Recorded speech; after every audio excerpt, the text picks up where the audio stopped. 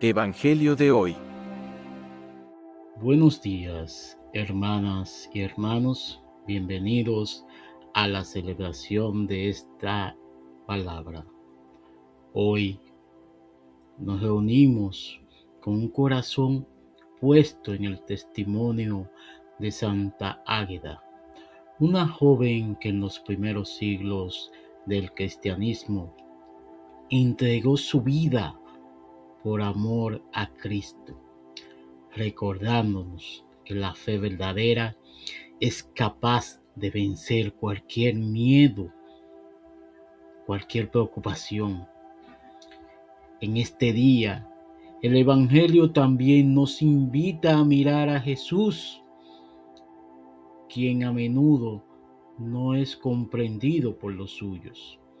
Pidamos al Señor que nos conceda la fortaleza de Santa Águeda para serles fiel en lo cotidiano y la apertura del corazón para reconocer su presencia y su voz en nuestra vida, superando cualquier prejuicio o falta de fe.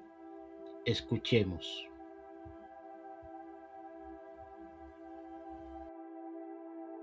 Primera lectura. Lectura del segundo libro de Samuel. Capítulo 24, versículos 2 y 9 al 17. En aquellos días, el rey David mandó a Joab, jefe del ejército, que estaba a su lado. Recorre todas las tribus de Israel, desde Dan a Berseba. Y haz el censo del pueblo, para que sepa su número. Joab entregó al rey el número del censo del pueblo. Israel contaba con 800,000 guerreros, que podían empuñar la espada. Y Judá con 500,000 hombres. Pero después, David sintió remordimiento por haber hecho el censo del pueblo. Y dijo al Señor: He pecado gravemente por lo que he hecho. Ahora, Señor, perdona la falta de tu siervo, que ha obrado tan neciamente. Al levantarse David por la mañana, el profeta Gad, vidente de David, recibió esta palabra del Señor.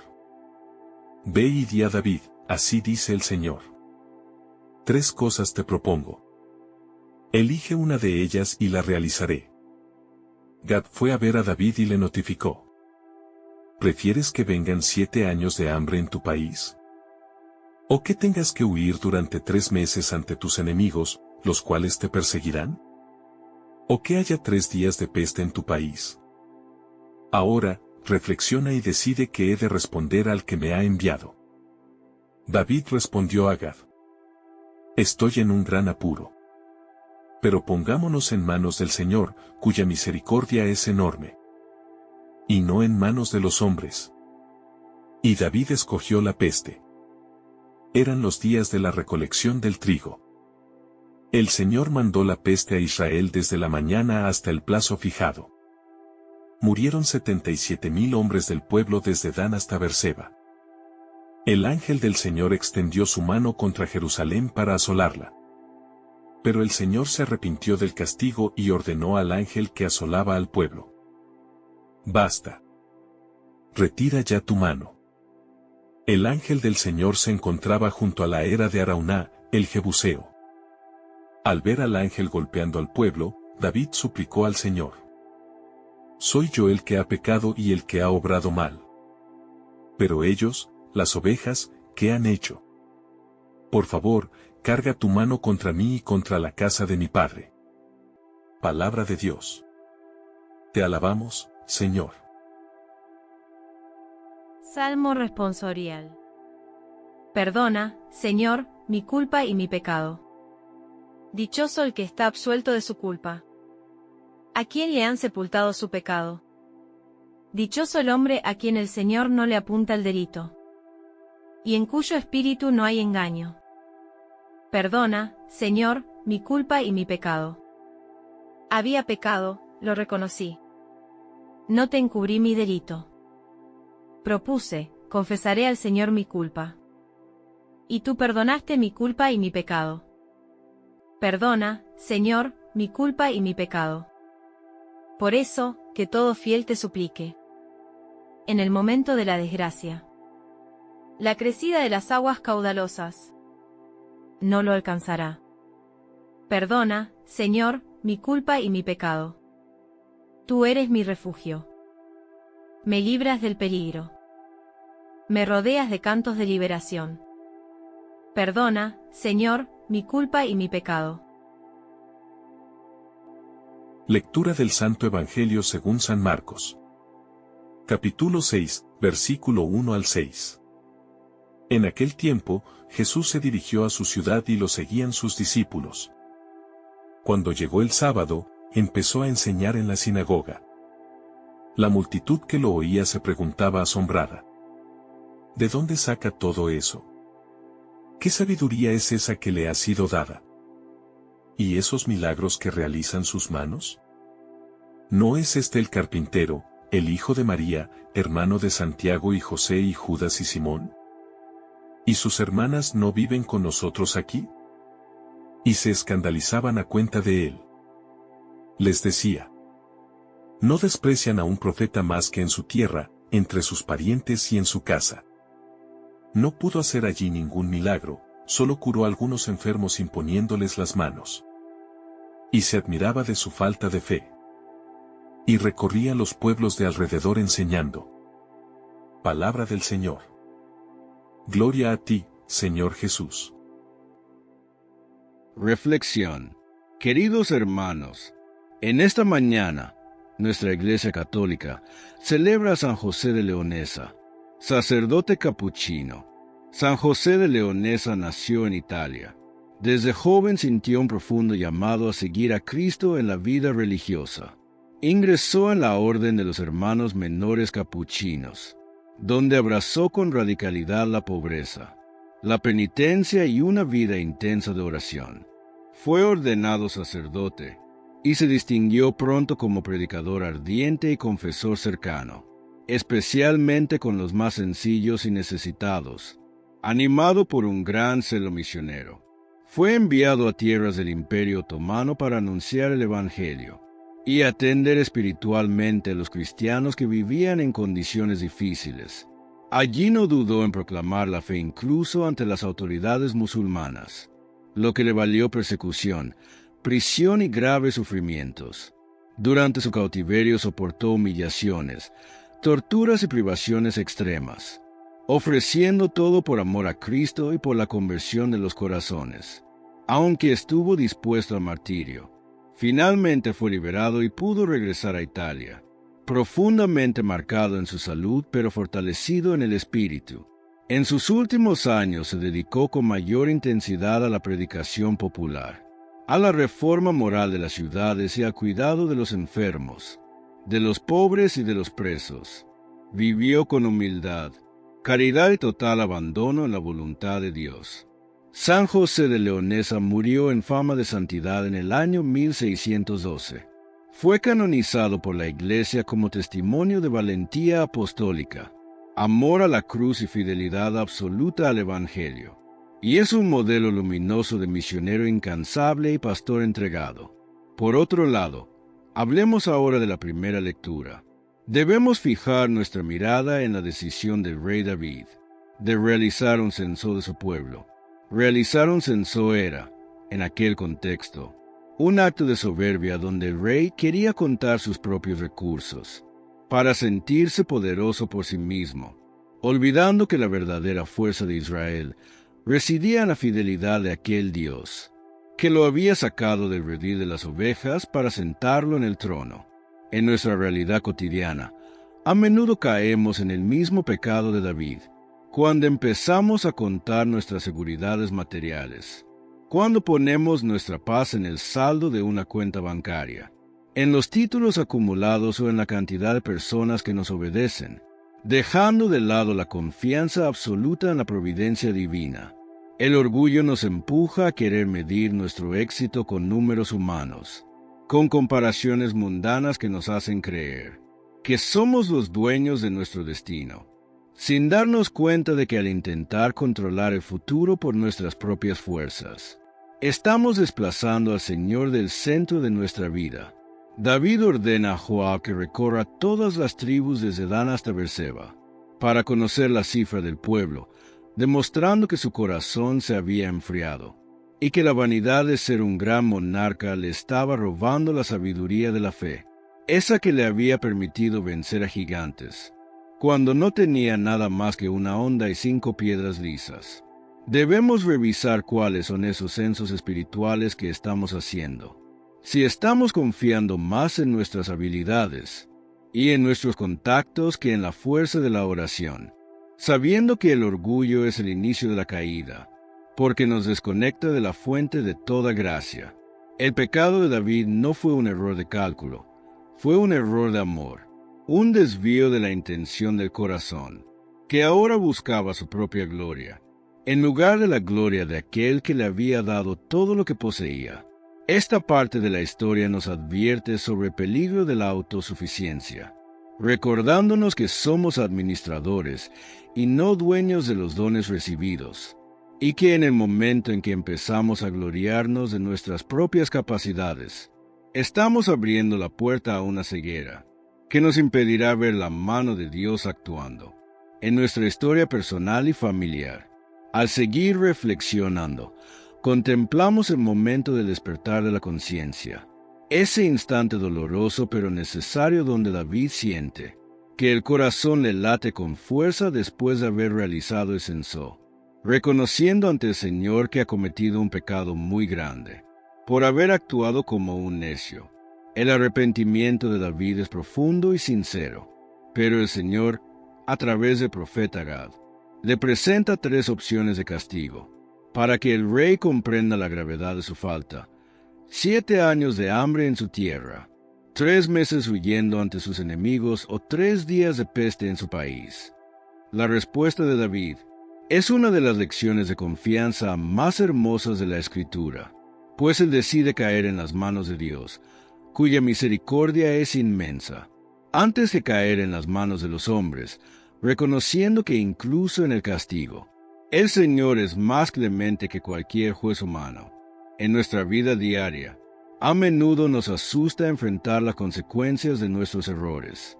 Intentamos ocultar nuestras faltas por miedo al juicio de los demás o por vergüenza, pero el ejemplo de David nos invita a la transparencia absoluta ante el Creador, sabiendo que su justicia siempre está empapada de amor, y que su corrección busca nuestra salvación y no nuestra destrucción.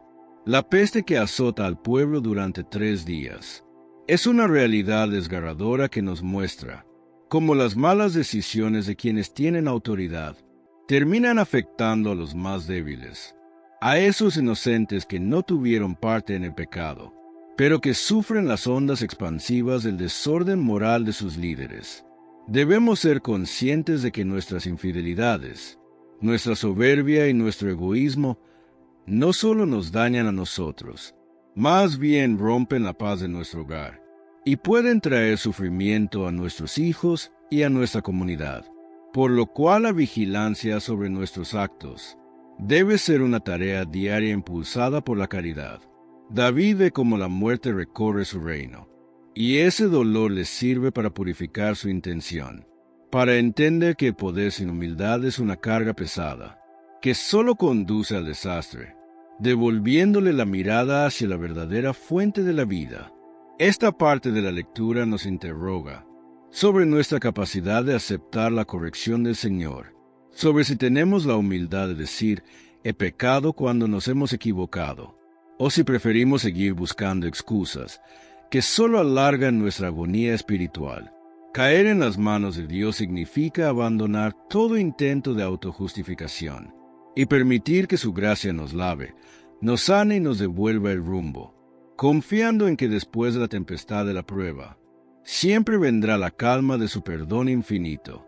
Pidamos la gracia de tener un corazón sensible como el de David, que sepa dolerse de sus propias faltas antes de que el daño sea mayor, para que podamos vivir en la verdad y en la transparencia que el Evangelio nos exige a todos los que nos llamamos hijos de Dios.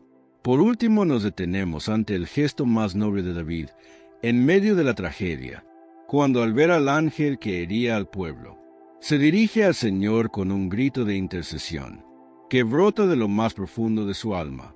Soy yo el que ha pecado, soy yo el que ha hecho mal. Pero estas ovejas, ¿qué han hecho? Caiga tu mano sobre mí, sobre la casa de mi padre. Aquí vemos al verdadero pastor que recupera su identidad, al hombre que está dispuesto a sacrificarse por su pueblo, pidiendo que el castigo recaiga sobre él, y no sobre los inocentes que estaban sufriendo por su causa, lo cual es la mayor prueba de que su conversión ha sido completa. David ya no cuenta a sus hombres para sentirse poderoso. Ahora cuenta sus ovejas para protegerlas, demostrando que el dolor lo ha transformado y lo ha vuelto a unir al corazón de Dios, quien siempre se compadece del sufrimiento de sus hijos. El Señor, al ver la humildad y el arrepentimiento del rey, se detiene y ordena al ángel que retire su mano, enseñándonos que una sola oración hecha con sinceridad y con espíritu de sacrificio tiene el poder de mover el brazo de la justicia divina y de detener la peste que asola nuestra vida. En nuestras familias, estamos llamados a ser intercesores los unos por los otros, a asumir nuestra responsabilidad cuando nos equivocamos y a buscar el bienestar de los demás, por encima de nuestra propia comodidad o de nuestra imagen personal. David aprende que el verdadero valor de un rey no está en cuántos soldados tiene a sus órdenes, sino en cuánto es capaz de amar y de sacrificarse por el pueblo que Dios le ha confiado. Una lección que todos nosotros debemos aplicar en nuestro trato con el prójimo. La historia termina con la detención de la plaga, recordándonos que el perdón de Dios es siempre el inicio de una reconstrucción, de una nueva oportunidad para vivir en la fidelidad y en el agradecimiento por todo lo que hemos recibido de su bondad. Debemos ser personas que promuevan la paz y la reconciliación, reconociendo que somos pecadores perdonados que caminan hacia la santidad, evitando la soberbia de creernos mejores que nadie, y manteniendo siempre los ojos fijos en la misericordia de Dios. Nuestra mayor riqueza es su amor, y que nuestra única seguridad verdadera es estar bajo su mirada paternal. El Evangelio de Marcos nos presenta un momento importante en el ministerio de Jesús, donde, al regresar a su ciudad natal, enfrenta la incredulidad de aquellos que lo conocían desde niño. Este pasaje nos invita a pensar sobre la relación entre la fe, la familiaridad y la capacidad de ver más allá de las apariencias. Jesús, después de haber predicado y realizado milagros en otras regiones, regresa a Nazaret. Sin embargo, en lugar de ser recibido con fe y entusiasmo, es rechazado por los que lo conocieron cuando era niño. La reacción de sus paisanos es sorprendente. ¿De dónde le vienen a él estas cosas? ¿Qué sabiduría es esta que le ha sido dada? Se asombran, pero al mismo tiempo cuestionan su origen. ¿No es este el hijo de María, el hermano de Santiago, José, Judas y Simón? ¿No están aquí con nosotros sus hermanas? Este rechazo no es solo un rechazo a Jesús como persona, sino también un rechazo a la novedad de su mensaje y a su autoridad divina. Los habitantes de Nazaret estaban demasiado acostumbrados a él, y eso les impidió ver en él al Mesías. La familiaridad, en lugar de abrirles el corazón a su mensaje, lo cerró. Se quedaron atrapados en la imagen del Jesús que conocían, el niño crecido en su aldea, el hijo de María, sin atreverse a reconocerlo como el enviado de Dios. Este episodio es un recordatorio para nosotros de cómo a veces la fe puede ser limitada por nuestras propias percepciones y prejuicios. ¿Cuántas veces, por estar demasiado familiarizados con algo o con alguien, no somos capaces de ver más allá de la superficie, de percibir la obra de Dios en nuestras vidas? Es posible que hayamos escuchado la palabra de Dios muchas veces, o que estemos tan acostumbrados a los rituales de la fe, que ya no somos capaces de maravillarnos ante el misterio que se nos ofrece. El rechazo de Nazaret no es solo un caso aislado de incredulidad. Jesús mismo lo comenta: ningún profeta es bien recibido en su tierra. Estas palabras nos muestran que la fe auténtica no siempre depende de los logros o la fama, sino de la disposición del corazón. La incredulidad no tiene que ver con el lugar, sino con el corazón cerrado a la novedad de Dios, con la incapacidad de reconocer su acción en medio de lo cotidiano. Al final del pasaje, Marcos nos dice que no pudo hacer allí ningún milagro, salvo imponer las manos a unos pocos enfermos y sanarlos. Esto no significa que Jesús fuera incapaz de hacer milagros, sino que la falta de fe en su pueblo limitó la acción de Dios. La fe, por tanto, es clave para permitir que la gracia de Dios actúe en nuestras vidas. Si no nos abrimos a ella, corremos el riesgo de quedarnos en lo superficial y perder la oportunidad de experimentar la profundidad del amor divino. Es importante destacar: el Evangelio de hoy nos invita a meditar sobre las adversidades, en este caso, sobre el rechazo al que Jesús se enfrenta en su propia tierra, entre quienes lo conocen desde su infancia. Esta experiencia de rechazo nos permite acercarnos al corazón humano de Jesús, quien, a pesar de ser el Hijo de Dios, experimenta la incomprensión y la falta de fe de aquellos que deberían acogerlo con mayor facilidad.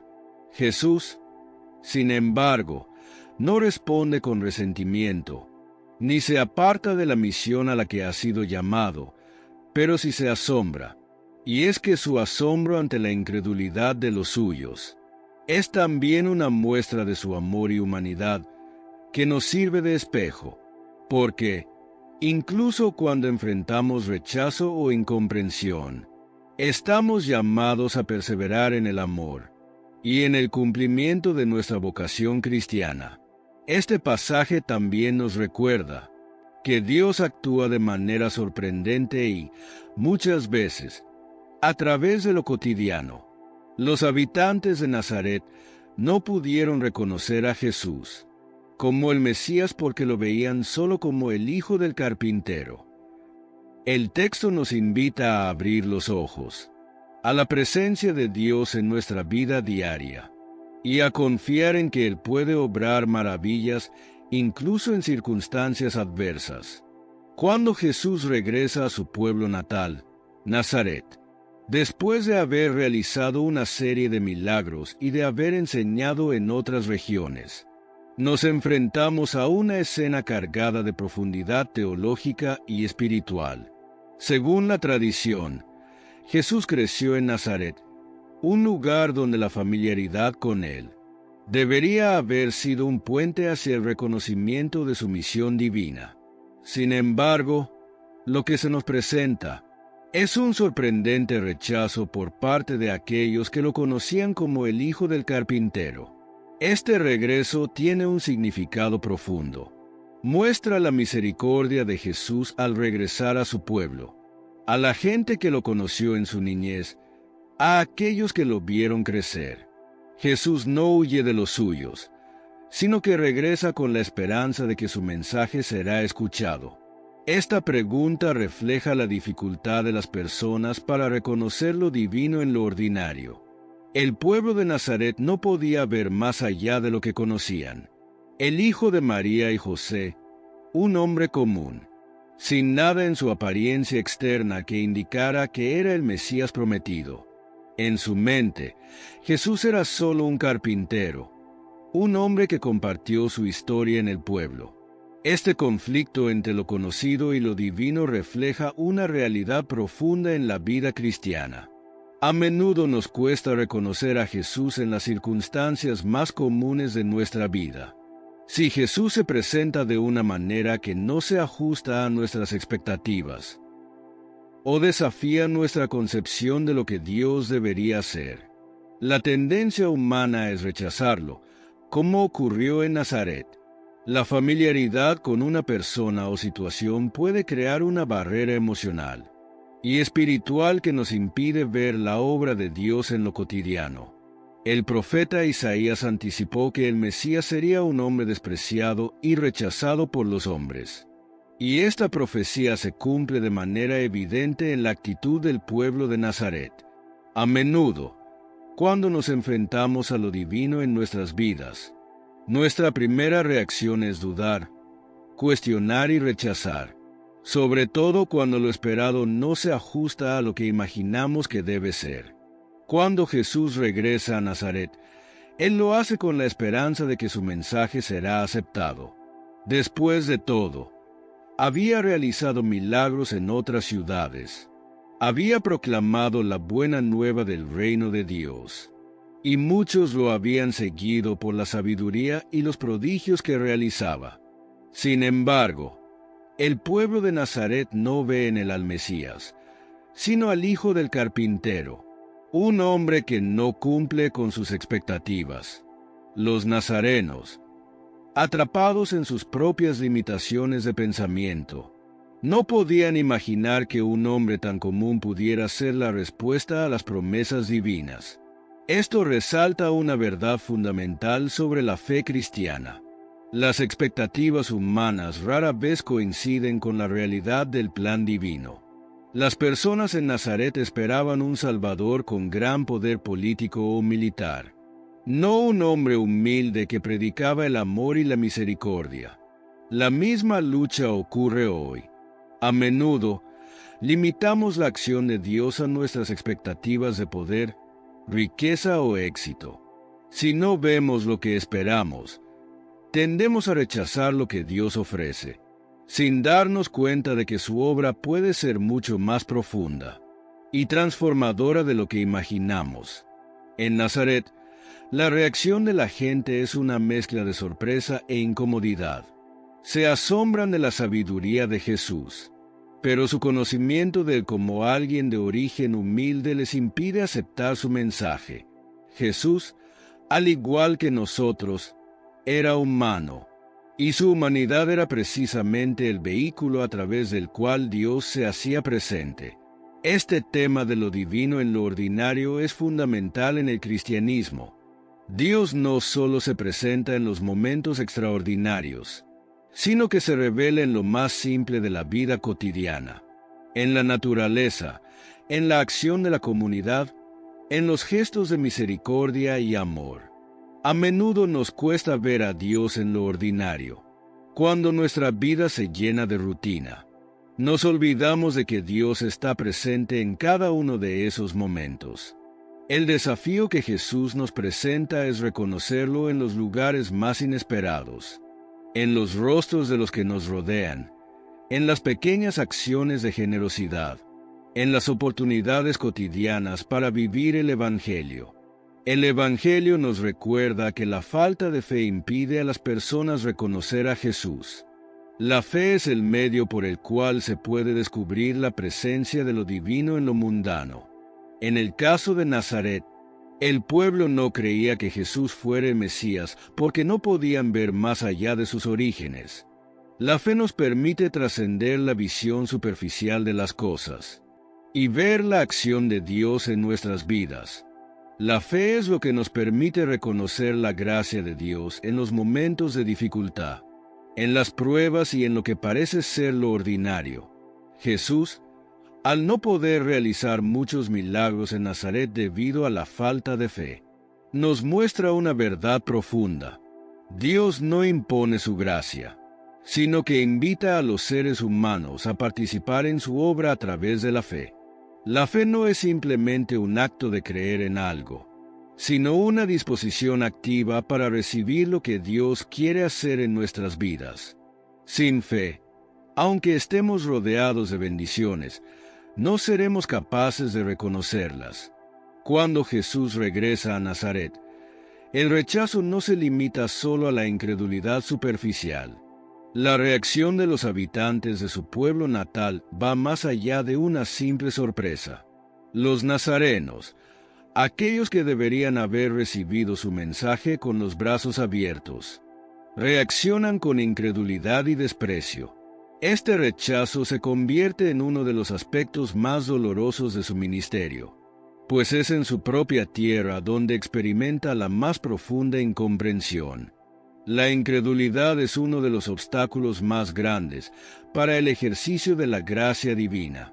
Jesús no puede realizar milagros en su pueblo, porque la incredulidad de los habitantes bloquea la posibilidad de que se desarrolle la obra de Dios entre ellos. Esto no significa que Dios sea incapaz de obrar sin fe, sino que, en su amor y respeto por nuestra libertad, Dios no impone sus bendiciones, sino que invita a la cooperación humana. El pueblo de Nazaret no creía en Jesús, aunque habían oído hablar de sus milagros y de la sabiduría con la que enseñaba. No podían imaginar que ese hombre, a quien habían visto crecer, fuera el Mesías. La gracia de Dios, aunque abundante, no puede fluir plenamente en nuestras vidas sin nuestras actitudes de incredulidad o rechazo. La incredulidad se manifiesta en muchas formas, desde la negación activa de la fe hasta la indiferencia pasiva, pasando por el escepticismo y el cinismo. Todos estos son obstáculos que dificultan la acción de Dios en nuestra vida. Es importante preguntarnos, ¿en qué áreas de nuestra vida estamos limitando la gracia de Dios? El rechazo de Jesús en Nazaret no solo es una cuestión de incredulidad, sino también de desprecio hacia su autoridad. Al ver a Jesús como el hijo del carpintero, como alguien de una familia común, el pueblo no podía aceptar que él tuviera la autoridad para hablar en nombre de Dios. Este es otro punto crucial en el rechazo de Jesús: la dificultad de aceptar la autoridad divina en lo cotidiano. Es importante destacar que el rechazo no es algo trivial para Jesús. En el Evangelio de Marcos, no vemos a Jesús molesto o resentido por la incredulidad de su pueblo, pero sí vemos un asombro profundo ante la falta de fe de los suyos. Este asombro es un testimonio de la humanidad de Jesús, quien no estaba exento de dolor por el rechazo de aquellos a quienes amaba. Jesús experimenta el dolor humano del rechazo, de la incomprensión. A través de esta experiencia, Jesús nos muestra que Él no está ajeno a nuestras luchas, a nuestros sufrimientos. En Él encontramos un Salvador que se ha identificado plenamente con la condición humana, no solo en los momentos de gloria y éxito, sino también en los de dolor y rechazo. Este es un punto esencial de la teología cristiana: un Dios que no se aleja de nuestras dificultades, sino que se acerca aún más a nosotros en nuestros momentos de rechazo y sufrimiento. En nuestras vidas, ¿cómo respondemos al rechazo? Jesús nos invita a seguir su ejemplo de paciencia y perseverancia. Él no se dejó desanimar por el rechazo, sino que continuó con su misión. Nosotros también estamos llamados a continuar, a seguir adelante en la fe, incluso cuando enfrentamos la incomprensión. Un punto central en este pasaje es la relación entre la fe y los milagros. Los milagros no son solo fenómenos extraordinarios, sino también signos del amor y la presencia de Dios en el mundo. En este sentido, la fe no solo es importante para que los milagros ocurran, sino también para que podamos verlos cuando ocurren. La incredulidad, por otro lado, oscurece nuestra visión y nos impide percibir la obra de Dios. En un mundo donde la incredulidad y el rechazo parecen ser cada vez más comunes, el ejemplo de Jesús nos llama a perseverar en la fe, a seguir adelante incluso cuando somos rechazados o incomprendidos. Como Jesús, debemos aprender a reconocer que la verdadera autoridad proviene de Dios. Debemos permanecer firmes en nuestra misión, confiando en que, aunque algunos puedan rechazar lo que ofrecemos, la gracia de Dios sigue actuando, transformando corazones y realidad. Amén. Por último, vamos a leer algunos de sus comentarios. Carlos Cariño pide oración por la salud de la familia Cariño Venegas. Hermano Carlos, presentamos a tu familia ante el Señor. Que Dios los cubra con su mano sanadora, los fortalezca y los llene de paz. Gloria a Dios. Amén. Lidia Hernández da gracias y pide oración por su salud y por su hija Nayeli, para que sea cuidada de malas amistades y bendecida. Hermana Lidia, ponemos tu vida y la de Nayeli en las manos del Señor. Que Dios te sostenga con su amor, te conceda salud y proteja a tu hija, guiándola por caminos de bien. Amén. Esperanza Patricia Otero Montt pide oración por su hijo Freddy Silva, para que abra su corazón a Dios. Hermana Esperanza, presentamos a Freddy ante el Señor. Que Dios toque su corazón, lo atraiga con su amor y lo conduzca a una relación viva y sincera con Él. Amén. José Canela pide oración por José Canela, Lorenzo Canela y toda su familia. Hermano José, presentamos a tu familia ante el Señor. Que Dios los bendiga, los proteja y los mantenga unidos en su amor. Amén. José Hernández pide oración por su salud y la de su esposa, ya que ambos padecen diabetes. Hermano José, ponemos tu salud y la de tu esposa en las manos del Señor. Que Dios les conceda fortaleza, cuidado y paz, y los acompañe cada día. Amén. Ilmer Ruiz pide oración por su salud, especialmente por su estómago. Hermano Ilmer, presentamos su petición ante el Señor. Que Dios ponga su mano bendita sobre ti, te conceda alivio y sanación. Amén. Ilmer Ruiz pide oración por la salud de sus nietos Piero, Damaris, Nicolás y Mía. Hermano Ilmer, ponemos a tus nietos ante el Señor. Que Dios los cuide, los proteja y les conceda salud y alegría. Amén. Ana Estrada pide oración por su hijo Jair. Hermana Ana, presentamos a Jair ante el Señor. Que Dios lo bendiga, lo cuide y lo guíe siempre por el buen camino. Amén. María Magdalena pide oración por Venezuela y por su libertad. Hermana María Magdalena, presentamos a Venezuela ante el Señor. Que Dios conceda libertad, paz, justicia y esperanza a su pueblo. Amén. Albania Paulino pide oración por su salud, la de todas sus familias y la de Henry Ramírez. Hermana Albania, ponemos estas intenciones en las manos del Señor. Que Dios conceda sanación, fortalece y consuelo a cada uno. Amén. Celeira Santos da gracias y pide oración por la familia Pineda y sus hijos, especialmente Jesús Alberto. Hermana Celeira, presentamos a la familia Pineda ante el Señor. Que Dios los bendiga, los proteja y derrame su gracia, especialmente sobre Jesús Alberto. Amén. Enid Isabel Correa da gracias y pide oración por los enfermos, especialmente Juan Correa y Dilia Amparo, y por su familia que aún no conoce al Señor. Hermana Enid, presentamos a los enfermos ante el Señor. Que Dios pase su mano sanadora sobre Juan e Idilio, y que tu familia llegue a conocer su amor. Amén. Jorge Ortiz pide oración por sus hijos Maribel, Manuel, Israel y David, que viven lejos de él. Hermano Jorge, presentamos a tus hijos ante el Señor. Que Dios los cuide donde estén, los proteja y los mantenga unidos en el amor. Amén. Simón Santiago Osorio pide oración por Lidia de Jesús y Arturo Santiago, para que les vaya bien en su matrimonio y cuiden de sus hijos. Hermano Simón, presentamos este matrimonio ante el Señor. Que Dios fortalezca su amor, los llene de sabiduría y bendiga a sus hijos. Amén. Cecilia Clotilde Ortiz Elox pide oración para que aparezca su hijo Luis Antonio. Hermana Cecilia, presentamos a Luis Antonio ante el Señor que no abandona. Que Dios lo proteja, lo guíe y permita un pronto reencuentro lleno de paz y consuelo. Amén. Acoge, Padre Santo, todas estas peticiones, que te le entregamos, por Jesucristo nuestro Señor. Amén. Si este mensaje ha tocado tu corazón, compártelo con tus familiares, con tus amigos, dale me gusta a este video, para seguir creciendo juntos en la fe, día a día, guiados por el Evangelio.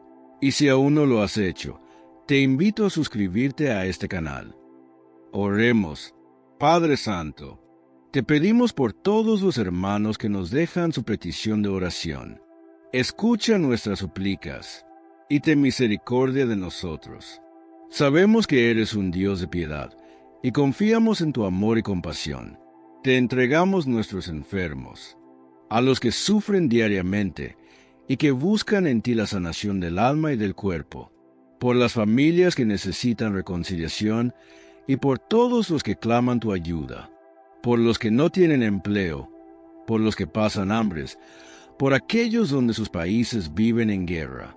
Te pedimos sanación, consuelo y fortaleza, que tu luz nos guíe y que tu voluntad se haga en nuestras vidas. Gracias por tu amor y por siempre estar a nuestro lado. Que María, nuestra Madre, interceda por nosotros en nuestro camino de fe. Que la bendición de Dios, Padre, Hijo y Espíritu Santo, esté siempre con ustedes. Que así sea. Estuvo con ustedes su hermano, Miguel Ángel Tamayo. Esperamos que estas palabras hayan sido de provecho para tu vida y que te acompañen durante todo el trayecto del día. Bendiciones. Oración al Padre Nuestro. Padre nuestro que estás en el cielo, santificado sea tu nombre. Venga a nosotros tu reino. Hágase tu voluntad, en la tierra como en el cielo. Danos hoy nuestro pan de cada día. Perdona nuestras ofensas, como también nosotros perdonamos a los que nos ofenden. No nos dejes caer en la tentación, y líbranos del mal. Amén. Si quieres que oremos por ti, te dejaremos un enlace en la descripción, o si lo prefieres en la cajita de los comentarios.